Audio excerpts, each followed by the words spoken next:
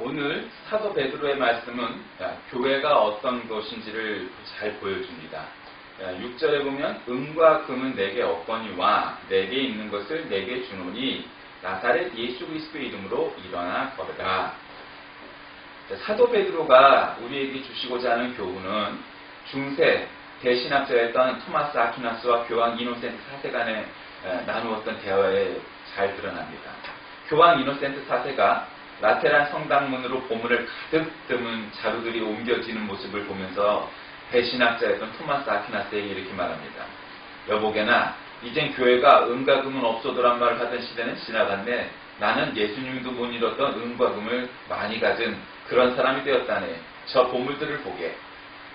이렇게 말을 했습니다. 그러자 아퀴나스가 한숨을 쉬면서 예, 그렇습니다. 하지만 교황님은 오늘날의 교회는 은과 금은 있지만 대신 안진뱅이에게 일어나 걸으라고 말할 수 있는 나사렛 예수 그리스도의 이름의 능력은 잃어버리지 않았습니까? 라고 말했답니다.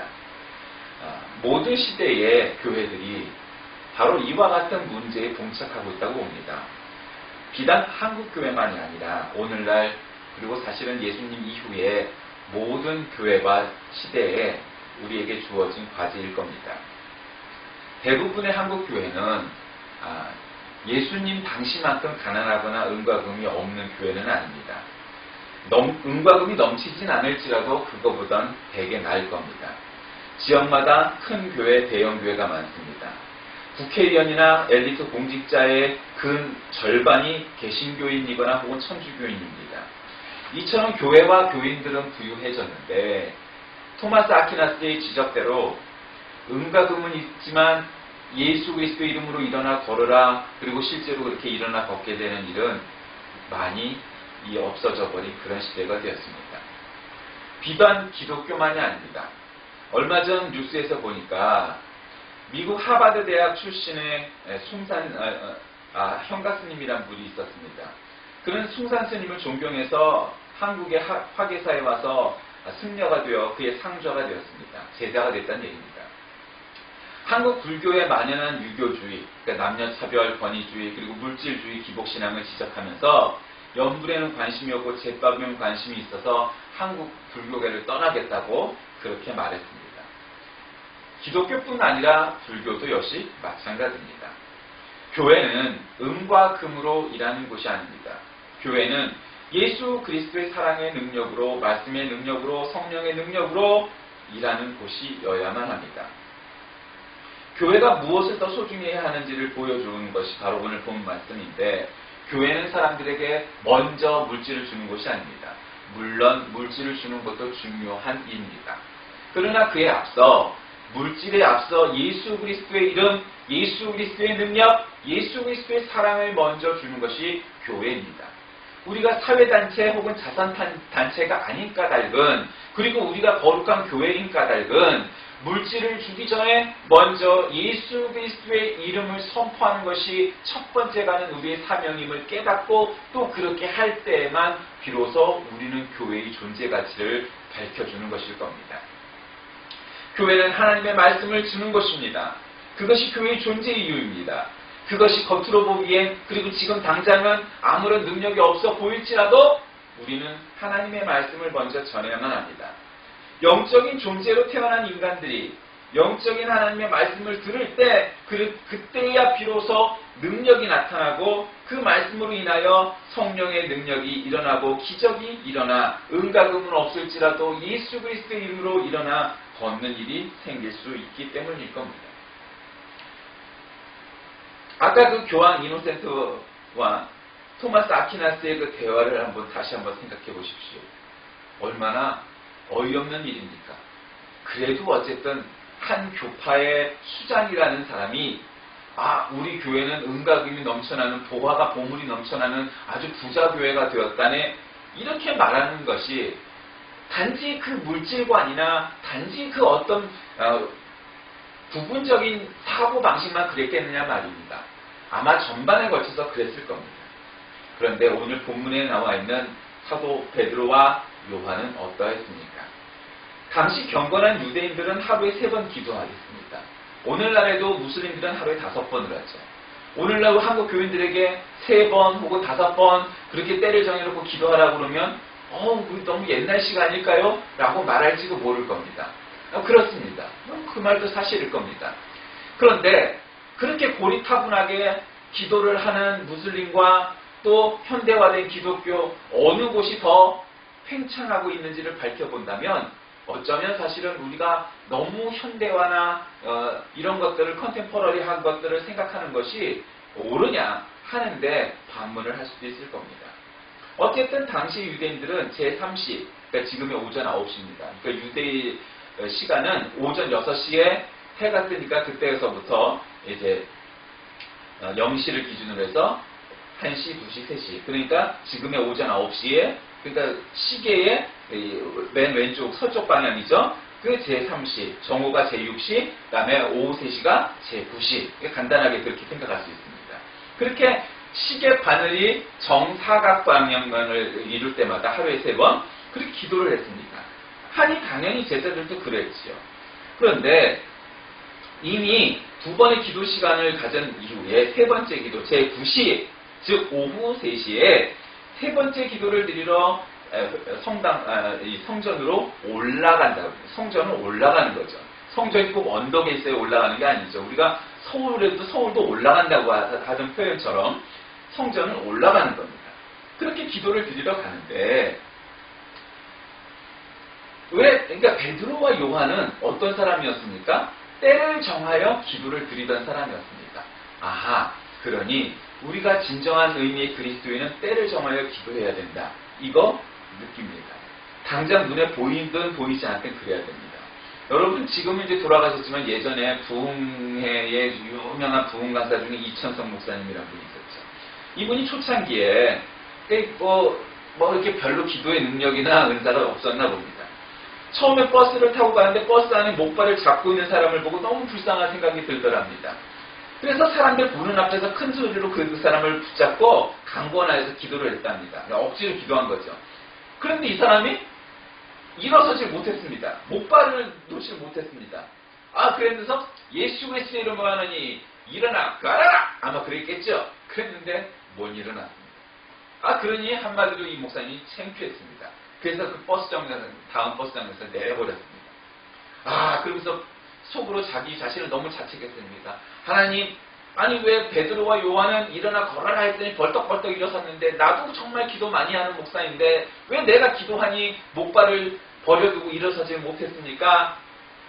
그렇게 자책을 하면서 걸어갔습니다. 그런데 수십 년이 흐른 후에 어느 집회, 이 부흥의 집회에 가서 말씀을 인도하다가 집회 간증하러 나온 사람이 말을 하기를 내가 옛날에 다리를 절었었는데 버스를 타고 가다가 어떤 처음 보는 사람이 나를 위해서 기도를 해주었습니다. 그리고는 내가 목발을 버리고 일어나 걸게 되었습니다. 이렇게 말하더라는 겁니다. 여러분, 기도는 그런 것입니다. 당장 기도 아멘 끝 나고 나서 마치 장면 하나가 바뀌듯이 내 눈앞에 뭐가 벌어지지는 않을지라도 하나님이 여러분의 기도를 들으시는 걸 믿으시기 바랍니다. 그리고 때를 정하여 늘 열심을 다하여 하나님의 영광을 위하여 여러분 기도하시길 바랍니다. 이 초기 교회에서 사도들은 많은 기사와 표적이 일어났습니다. 얼마나 신났겠습니까? 기도하면 그냥 기사와 이적이 그냥 날마다 벌어질 만큼. 그때는 그럴 만한 성령의 능력이 있었던 거죠. 이 제9시 기도 시간에 베드로 요한이 성전에 올라갔는데 성전 문, 그것을 미문, 아름다운 문이라고 불렀습니다. 그 문 앞에 다다랐습니다. 결국 그 문에는 안진뱅이가 있었습니다. 그러니 안진뱅이가 왜 거기 있었겠습니까? 사람들은 하루에 3번씩 옵니다. 여러분도 저도 느끼는 거지만 세상 바깥에 있을 때 세상 사람들과 별 다를 바가 없는 것처럼 지내다가 교회가 어느 날은 양복도 차려입고 성경책도 들고 뭔가 거룩하고 오늘은 착한 마음을 가지고 교회 가서는 참 거룩한 척하고 착한 척 해야지 그게 사람입니다. 그러니 이 안진뱅이도 아주 영악하고 사업수완이 좋았던 사람입니다. 딴 데도 아닌 성전 미문 앞에 자리를 잡고 있었으니까 사람들이 하나님 앞에 기도를 하러 갈 때에는 딴 때보다 딴 곳보다 더 자비한 마음이 긍휼의 마음이 더 많았을 겁니다. 그래서 그 사람한테 한 푼이라도 더 주었을 것이고 그 사람은 그것을 받을 수 있는 요지였던 겁니다. 어쩌면 거기 자리대가 있었을지 모르겠습니다. 그때 베드로와 요한이 그곳에 지나다가 그 안진뱅이를 만난 겁니다. 그런데 이 사도들이 이 안진뱅이 거지가 왜 거기 있었는지를 너무 잘 알았습니다. 왜? 구걸을 하고 있었고 그것은 구걸이 잘 되는 곳이었습니다. 성전문화, 지금으로 말하는 교회 앞이었으니까요. 그런데 사도들은 하나님께서 이 안진뱅이에게 놀라운 일을 일으킬 것을 직감했습니다. 그래서 여보시오, 안진뱅이 거지 양반, 나한테는 우리에게는 은과 금은 없습니다. 그런데 내가 이것을 줄 수 있는데 그것은 바로 나사렛 예수 그리스도 이름으로 일어나 걸으라 하는 말입니다. 그랬을 때 이 안진뱅이가 얼마나 어처구니가 없었겠습니까? 아니 행색도 별거 아닌 사람들이 뭐 하나님의 이름, 예수 이름 그러면서 일어나라 걸으라? 그렇게 말을 하는 거예요. 돈 한 푼도 안 주는 것들이 재수 없어. 아마 그렇게 생각했을 수도 있었을 겁니다. 그런데 그렇게 말을 하고 그의 손목을 붙잡고 일으키자 그가 순간 발목과 신경과 근육이 살아나면서 힘이 생기고 그가 뛰어 올랐습니다. 8절에 뛰어라는 말은 사실은 점잖은 표현입니다. 사실은 원어나 영어 성경을 보면 그런 용수철처럼 뛰어오르는 것입니다. 왜? 성경에는 jumping up이라고 번역하고 있기 때문입니다. 그는 40평생 처음 걷는 사람인데도 불구하고 갑자기 그의 선포를 듣자마자 jumping up 했다는 것입니다. 성전으로 들어가면서 걷기도 하고 뛰기도 하며 하나님을 찬송했다는 것입니다. 깡총깡총 뛰었던 그의 기뻐하는 모습을 많은 사람들이 보았고 별 볼 일 없어 보이는 남루한 의상을 입었던 베드로와 요한의 그 능력을 그 사람들은 직관했던 것입니다. 예수 그리스도 이름의 능력이 만들어낸 놀라운 능력입니다. 일찍이 성경에는 메시아가 오셨을 때 일어날 놀라운 일에 대해서 이렇게 예고했습니다. 그때에 맹인의 눈이 밝을 것이며 못 듣는 사람의 귀가 열릴 것이며 그때 저는 자는 사슴같이 뛸 것이며 말 못하는 자의 혀는 노래하리니 이는 광야에서 물이 솟겠고 사막에서는 시내가 흐를 것입니다. 이사야 35장 5절에서 6절 말씀이 그렇게 나와 있습니다. 그런데 사실 이런 일이 우리 주변에서 정말 매일매일 혹은 자주자주 일어납니까? 예수 그리스도 이름으로 기도하고 명하고 금식하고 해도 안진뱅이가 일어나는 기적을 지금 찾아보기 힘듭니다. 설교를 준비하면서 갑자기 뒷다리를 못 쓰는 그런 짐승들을 안타까워하는 반려동물을 안타까워하는 그런 사람들이 생각났습니다. 오랜 동안 정말 가족처럼 자식처럼 여기면서 다리가 아픈 그런 강아지를 위해서 기도해달라고 하는 그런 신자도 가끔 있습니다. 그래서 이거 강아지를 위해서 기도하는 것도 목사가 해야 될 일인가? 안 해야 될 일인가? 예전에 어떤 목사님은 시골에서 목회를 하는데 돼지가 새끼를 낳다가 이게 새끼를 잘 못 낳고 난산이 되었습니다. 그래서 목사님 우리 돼지를 위해서 와서 기도해 주세요 가서 하는데 이걸 돼지를 위해서 기도하는 게 성경적인 거 아닌가? 뭐 그랬답니다. 어쨌든 신자가 원하니까 그래서 돼지의 이 배에다 대고 새끼가 있는 이 새끼 보가 있는 데다 대고 기도를 해갖고 돼지가 잘 났다는 뭐 이게 그런 얘기도 있는데 어쨌든 이 반려동물을 위해서 또 기도해달라는 것도 이거 참 쉽지 않은 일입니다. 그런데 안진뱅이를 일으키는 기적을 우리가 일반화할 수 없고 자주 볼 수는 없습니다. 그런데 여러분 그렇다고 해서 그런 기적이 오늘날의 시대에 없다고 말할 수 있겠습니까? 그렇지 않습니다. 어떤 사람은 암이었는데도 불구하고 그래서 병원에서는 사형 선고를 내리고 이제는 집에 돌아가서 편히 하고 싶은 대로 하고 사세요 했더니 시골 가서 자연식 먹으면서 좋은 공기 먹고 좋은 물 마시면서 살았더니 5년이 아니라 10년이 지났는데도 아직 살아있더라. 그런 사람들 많이 있습니다. 여러분 그건 기적이 아니고 뭐 자연의 치유인가요? 그것도 기적입니다. 그것뿐 아니라 세상에는 우리가 알든 모르든 많은 기적들이 날마다 일어나고 있습니다. 예수 그리스도 이름의 능력이란 것, 그 의미도 다시 한번 생각해 봅시다. 사도행전에서 행해졌던 기적에는 고대인들이 생각했던 여러 미신적인 방식들 혹은 그런 시스템이 투영되어 있습니다. 베드로가 안진뱅이를 고칠 때도 마찬가지입니다. 먼저는 사도들이 안진뱅이를 주목하여 봅니다. 단순히 눈을 마주쳤다는 의미가 아니라 눈을 마주보는 사랑의 눈길도 아니고 하나님께서 역사하신다는 성령의 어떤 감동이 있었던 것입니다. 그들은 이미 기도하기 전에 알았다는 겁니다. 기도하기도 전에 하나님이 나에게 저 사람 위해 기도하라, 저 사람에게 선포하라 말씀하시는 걸 알았다는 겁니다. 근데 우리는 덮어놓고 기도해달라고 하거나 내가 기도해주고 싶으니까 자 일어나, 자 내가 기도해드리겠습니다, 뻘떡뻘떡 일어나 쉬어, 그런다고 일어난 게 아니라 이 사람도 이미 이 성령의 감동 감화가 있었다는 겁니다. 그 능력의 근원이 예수 그리스도의 이름이었기 때문이지 그냥 덮어놓고 이 사람들이 지나가는 병자들마다 그냥 모든 사람을 위하여 기도하고 그러지 않았다는 겁니다.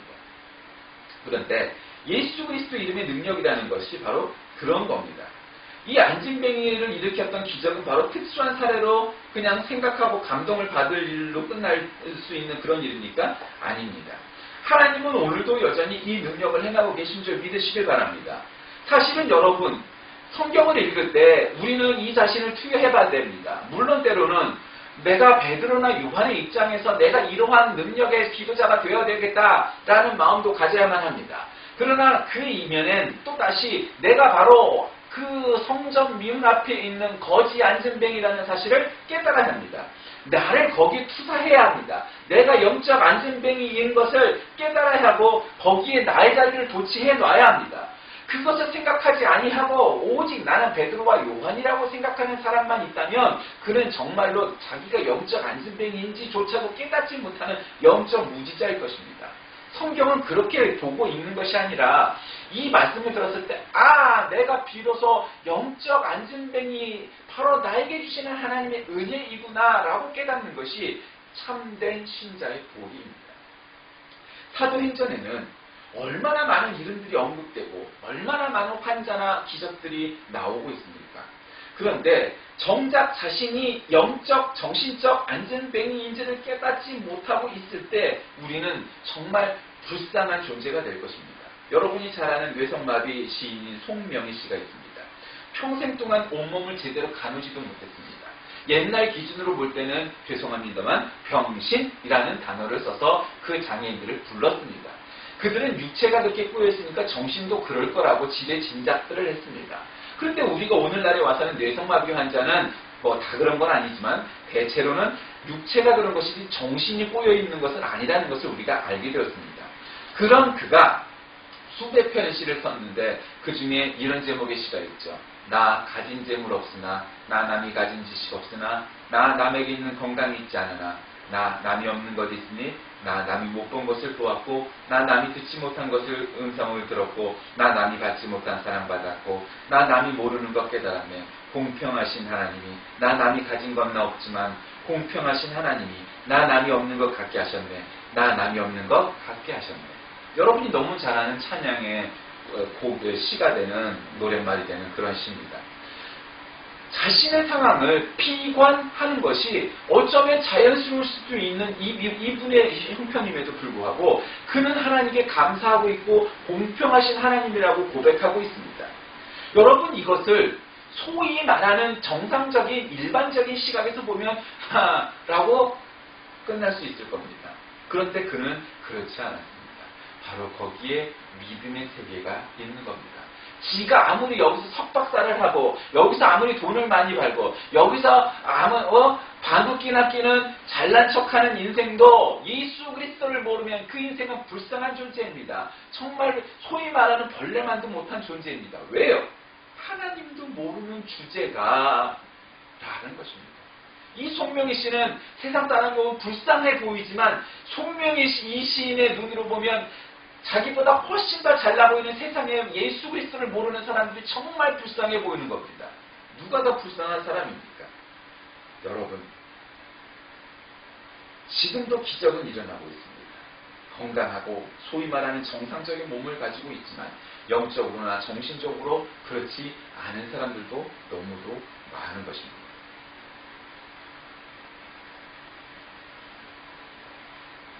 이 초기 교회에 많은 그런 기적들이 있었습니다. 특별히 오늘 본문 말씀의 이 사건이 중요한 것은 이제 오늘 말씀이 좀 길어서 나누어서 말씀을 나누고자 하는데 이것이 초기 교회, 초대 교회의 첫 번째 가는 기적이었습니다. 물론 이제 다른 이론도 있지만 일반적으로 봤을 때 사도행전에 첫 번째 나오는 기적입니다. 그러므로 우리에게 중요한 변화, 우리에게 중요한 영적 의미가 있습니다. 그것은 무엇이겠습니까? 바로 제9시의 기적, 때를 정하여 기도하고 예수 그리스도의 이름으로 명하는 자, 성령의 감동 감화, 성령 충만한 자에게 이와 같은 제9시의 기적이 일어날 줄 믿으시길 바랍니다. 여러분의 인생에 정말 해결되지 않고 고민하고 잘 놓을 수 없는 여러분의 십자가, 여러분의 등짐들이 정말로 하나님을 믿는 믿음, 그리고 그 기도의 능력으로 모두 해결되고 기적과 같이 일어나 모두 해결받는 저와 여러분 되시고 주의 이름으로 간절히 기도합니다.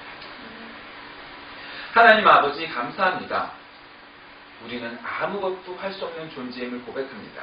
바라는 것, 소원하는 것도 참 많은데 그러나 이루지 못하는 것을 고백하오니 하나님께서 이루어 주옵소서.